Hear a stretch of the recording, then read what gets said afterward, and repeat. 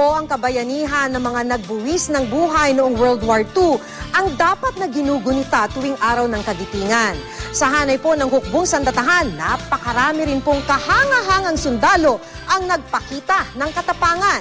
Alamin natin ang kanilang mga kwento ng kabayanihan sa report na ito.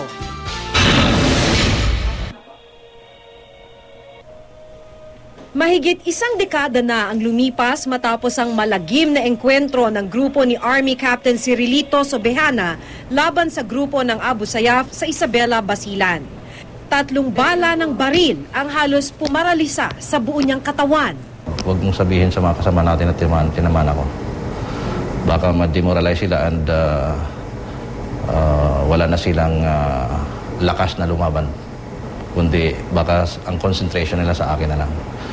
Naging kritikal daw ang kanyang kondisyon noon, kaya kinailangan niyang manatili sa ospital ng 2 taon at para sumailalim na rin sa rehabilitasyon.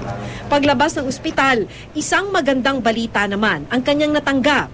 Tila nagbunga raw ang kanyang katapangan dahil ginawaran siya ng Medal for Valor, ang pinakamataas na parangal sa sandatahang lakas ng Pilipinas. Makukuha ang award na ito kung naipakita mo yung katapangan beyond the call of duty. At ito ay isang singular act na kung saan ay ang iyong kabayanihan ay nangingibabaw sa lahat ng iyong mga kasamahan.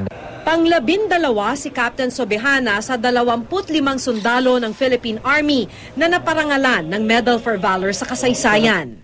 25 na bigyan na ng award simula noong pagkatatag ng ating Philippine Army. At doon sa 25 na yon, mayroong 11 ang survivors na buhay pa hanggang sa ngayon. At naninunbihan pa rin ang ilan sa kanila sa Armed Forces of the Philippines.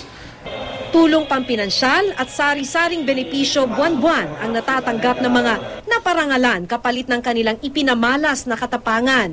Tulad ng paggunita ngayong araw ng kagitingan sa mga sundalong Pilipinong nakipaglaban at nagtanggol sa bataan noong World War II.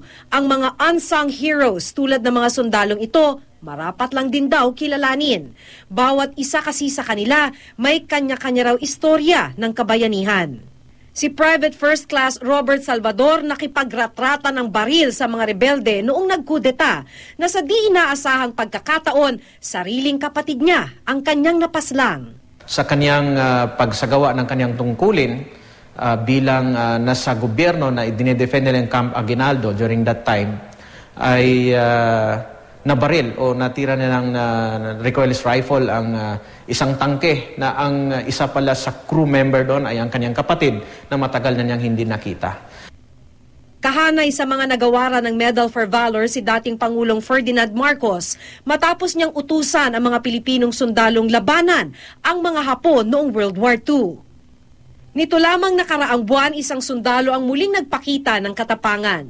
Si Private First Class Edel Llamas ng 83rd Infantry Battalion nagsagip ng 29 niyang kasamahan nang ambushin sila ng New People's Army o NPA sa Balatohan, San Miguel sa Catanduanes. Pero sarili niyang buhay, hindi na niya nasagip.